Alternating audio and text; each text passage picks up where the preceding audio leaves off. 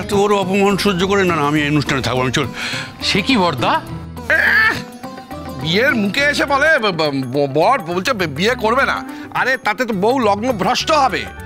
একটা কথা বলো আমাকে, সেই দিনকে তোমার সঙ্গেই তো বিয়েটা হয়েছিল, তা আজও তো তোমার সঙ্গেই বিয়েটা হতে হবে নাকি?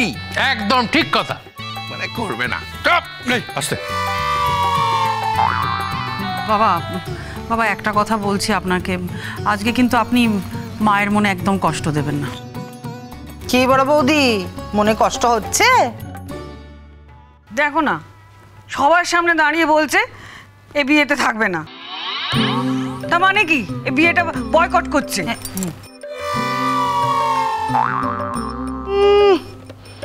বড়দা বয়কট করবে বিয়ে? আমরা সেনাবাহিনী আছি না, মহিলা সেনাবাহিনী আছি আমরা। একদম ঠিক বলেছো মেজদি। অত সোজা নাকি বড়দা বয়কট করা? বয়কট করে দেখান তো একবার। মুখার্জিদা, মুখার্জিদা, আমরা এসে গেছি। হ্যাঁ, আপনারা আপনারা কি করতে এসছেন? এই কেলো করেছে, আমি জানি তো। বাবা জানা উল্টো পাল্টা বলে দেবে লোকজনকে, লজ্জায় মাথা কাটা গেল আমার। আশ্চর্য, কি করতে আসে লোকে লোকের বাড়ি?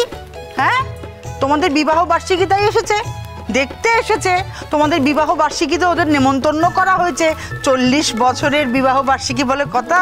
হ্যাঁ কি গো, ওই যাদের 1 বছরের বিবাহ বার্ষিকী অত ঘটাপটা করে হলো, তো তোমাদেরটা হবে না? 40 বছরের বিবাহ বার্ষিকী বলে কথা, কি গো? ঠিকই তো। এ বাবা, এত পাড়ার লোককে নিমন্ত্রণ করেছিস তোরা বাবুটু? আরে করবো না, শুধু নিজের বাড়ির লোককে নিয়ে ভাবলে চলবে?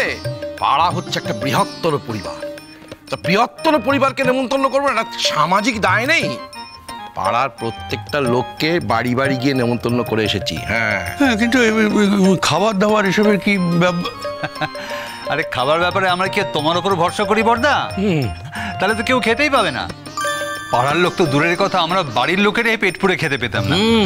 তোমার চিন্তা নেই বর্দা, ওই দায়িত্ব আমি আর কৌশিক ভাগ করে নিয়েছি।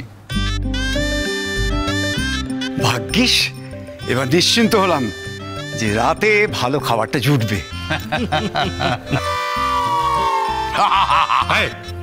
যেখানেই আমল সেখানেই তো আপনি। কোনোদিন তো হাত উপর করে দেখলেন না। কিপটে কোথাও, আর আমাকে কি কিপটে বলছে? কিপটেই না না, এই কি মানে, কোনোদিন তো আমি দেখলাম কোনো বিবেচনা আছে লোকটার? কোনোরকম বিবেচনা আছে? খালি এখানে এসে খাচ্ছে, মাখছে, আসছে, যাচ্ছে, কোনোরকম বিবেচনা একদিন বলেছে আমাকে যে একটু আপনারা আসুন সবাই আমার বাড়িতে, একটু খাওয়া দাওয়া করবো? কোনো বিবেচনা নেই, এসছে দেখো এইটুকু একটা মিষ্টি নিয়ে, ব্যাস খালাস, তাতেই সব হয়ে গেল। বাবা বলো, বাবা। বলার কিছু নেই, চলো। আমি তো তোমাকে অনেক দিন বলেছি রূপাঞ্জন, শ্বশুর বাড়ির সঙ্গে ঘনিষ্ঠতা করো না, শেষ পর্যন্ত তুমি দুঃখ ছাড়া কিন্তু কিচ্ছু পাবে না।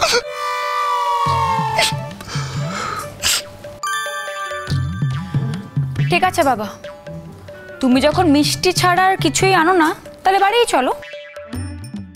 এই, তোর কিসে গায়ে লাগছে রে? তোর শ্বশুর কোনোদিন মিষ্টি চারা কখনো কোনোদিন কিছু এনেছে? তুমি চুপ করবে না? না জ্যাঠাই, আমরা জানতাম যে আমরা যে আসি এখানে, এটাই তোমার কাছে সব থেকে বড় উপহার। কিন্তু এখানে দাঁড়িয়ে আমি এখন দেখতে পাচ্ছি যে আমাদের আসাটা বড় উপহার নয়, বড় উপহার হচ্ছে মিষ্টিগুলো। ঠিক আছে, যবে সেই মিষ্টি উপহার আনতে পারবো তবে আসবো, তার আগে আসবো না। একদমই তাই। যেদিন আনতে কি আনার কথা চলছিল? উপহার। উপহার যেদিন উপহার আনতে পারবো সেদিনই আসবো, যেদিন সামর্থ্য হবে সেই দিনই আসবো। চলো বাবা। এই না না না, প্লিজ তোমরা যেও না, যেও না, এরকম করো না। এই এখন কে কোথায় যাচ্ছে দেখি? হ্যাঁ না না মা, তোমারটা নিয়ে তো আমরা আসি, অনেক অপমান সহ্য করেছি। আজ তো উনি পরিষ্কার মুখের উপর বলে দিলেন যে আমরা শুধু হাতে মিষ্টি নিয়ে আসি, ভালো কিছু আনি টানি না। আমরা যে এখানে আসি সেটা উনি প্রত্যাশাই করেন না। ঠিক ঠিক, আমাদেরই বোঝার ভুল হয়েছিল, কেনই যে আমরা বুঝতে পারিনি এতদিন। আর তুমিও তো আমাকে কোনদিন বলনি।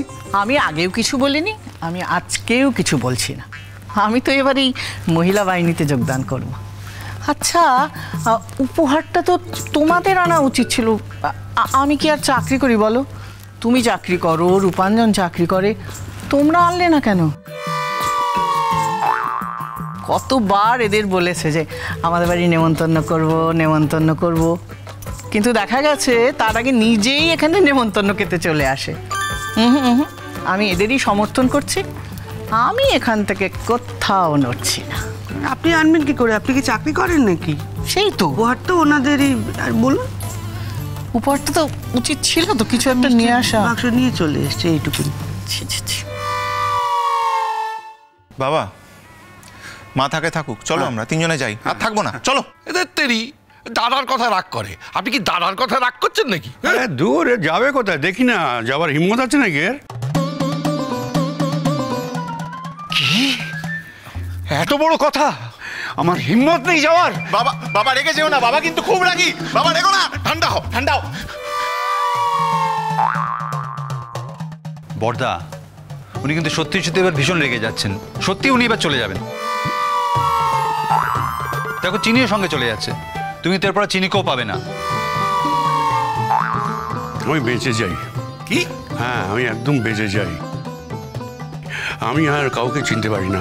এই অত্যাধিক চিনি খেয়ে খেয়ে না আমার চিনি রোগ হয়ে গেছে। আমি আর কাউকে এখন চিনতে চাই না। যাও মা, যাও যাও, তুমি শ্বশুরবাড়িতে যাও। শ্বশুরবাড়িকে দিয়ে মন প্রাণ দিয়ে তুমি সংসার করো। আর যখনই পারবে এখানে এসে গেড়ে বসবে। আর তুমি তো একা আসবে না, তুমি আসবে, তোমার বর আসবে, তোমার শ্বশুর আসবে, তোমার শাশুড়ি। আচ্ছা আচ্ছা আচ্ছা, তুমি আমাকে একটা কথা বলো তো, যে তুমি কতদিন শ্বশুরবাড়িতে থাকো আর কতদিন বাপের বাড়িতে থাকো বিয়ের পর? এটা ভেবে দেখেছো? হ্যাঁ, এরকম যদি আগে জানতাম না, এত খরচা করে মেয়ের আমি বিয়েই দিতাম না। এই খরচা, বাবা খরচা, এরকম বলছো কেন? আমার মেয়েটাকে যদি সত্যি সত্যি বাড়িতে আর আসতে না দেয়? আরে আসতে দেবে না, আসতে দেবে, আসতে দেবে, আসতে দেবে। না দিয়ে যাবে কোথায়? এলে তো বিনা পয়সা খাওয়া খরচাটা হয়ে যায়। এত বড় অপমান! কে রে রূপ, তুই এখানে থাকবি? ঠিক আছে, তুই থাকলে থাক, আমি যাচ্ছি। এই বাবা যেও না, যাচ্ছি বলছি তো। না থাকবো না, এই চিনি। চলো চলো চলো। হ্যাঁ, আমিও চলে যাবো। ছাড় ছাড়, আমি চলে যাবো। সাজি মা, তুমি যাবে না তো? না না, আমি এতটা মূর্খ নই। তোমাদের রাগ হয়েছে, তোমরা বাড়ি যাও। এখানের এত বড় আনন্দ টানন্দ ছেড়ে আমি কোথাও যাচ্ছি না। আর শোনো, রাগ ভালো, কিন্তু রাগ কিন্তু অলক্ষী, মনে রেখো। চিনিমা, তোমার শ্বশুরমশাই তো ভেবেই এসেছিলেন যে এখানে অনেক ভালো মন্দ খাবেন দাবেন, কিন্তু সেটা তো হলো না। তোমাদের এত রাগ হয়েছে, তোমরা সবাই চলে যাচ্ছ। তুমি একটা কাজ করো, বাড়িতে না ফ্রিজে মাংস টাংস রাখা আছে, তুমি বরং এদের একটু রান্না করে দিও আজ। হ্যাঁ, আমি তাই করব। আমি এখন হাত ফুটিয়ে রান্না করব। দেখ, আমি তো এখন পর হয়ে গেছি বাপের বাড়ির থেকে। দেখি বসে বললো কেন? তুমি চুপ! তুমি আর একটা কথা বলবে না। আমি অনেকক্ষণ ধরে সহ্য করেছি, আর তুমি কোনো কথা বলবে না।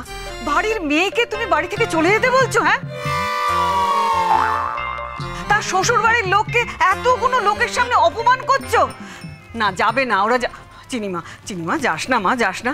আপনি যাবেন না, আপনি কোথাও যাবেন না। আপনি খেয়ে তারপর যাবেন। হ্যাঁ বলছেন বৌদি? হ্যাঁ, আমি বলছি, আমি বাড়ির গিন্নি, আমি বলছি।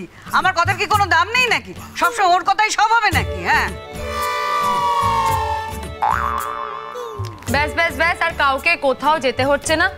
আর তোমরা কি মনে করছো বলো তো, এই খেকি বুড়ো যদি তোমাদের যেতে বলতো তাহলে আমি তোমাদের যেতে দিতাম? হ্যাঁ, আমারও তো এমন কপাল, একটাও কুটুম ভাগ্য ভালো হলো না।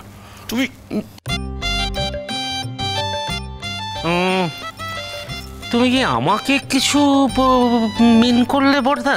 হ্যাঁ, মানে যদিও আমি তোমার কুটুম নই, আমি তো তোমার ভাই। হ্যাঁ, আমার মনে হয় না আমাকে কিছু বলেছে। হ্যাঁ, আরে বলছি একে রামের রক্ষ নেই, তারপর শুক্রির দোসর। আরে আমাকে বলছি না, তোমাকেই বলছি। আমাদের এরকম কোনো ভাইয়ের প্রয়োজন নেই। আমাদের কষ্ট দিয়ে, যন্ত্রণা দিয়ে ভাই সে দিচ্ছে ভাই। তুমি কি আমাকে খুব সুখ দিয়েছো না কি মনে করো? হ্যাঁ, আমাকে কত কষ্টের মধ্যে ফেলেছো। আমার মেয়েটাকে মিসিং করিয়ে দিয়েছিলে তুমি, কত কষ্ট দিয়েছো তুমি আমাকে। আর আমাদের ছেলের বেলায় যে আমরা কত কষ্ট পেয়েছিলাম সে কথাটা একবার ভেবেছিলে? এটা সত্যি, এটা সত্যি। বল। আচ্ছা, আমরা কি এখন এখানে ঝগড়া করব না অনুষ্ঠানগুলো হবে? হ্যাঁ হবে তো, অনুষ্ঠান হবে বলে তো আছি আমরা। না, পিড়ি ধরতে হবে তো। এই যে তোমাদের বারণ করে দিলাম, কেউ তোমরা পিড়ি ফিড়ি ধরবে না, বলে রাখলাম। এখন শুভ দৃষ্টি হবে। শুভ দৃষ্টি? হ্যাঁ হবে হবে। আবার কি হলো?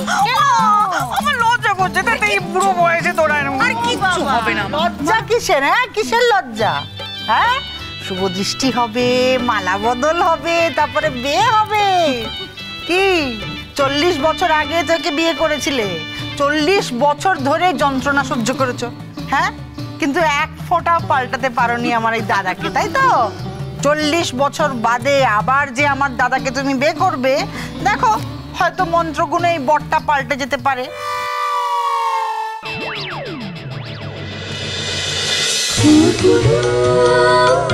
খুরু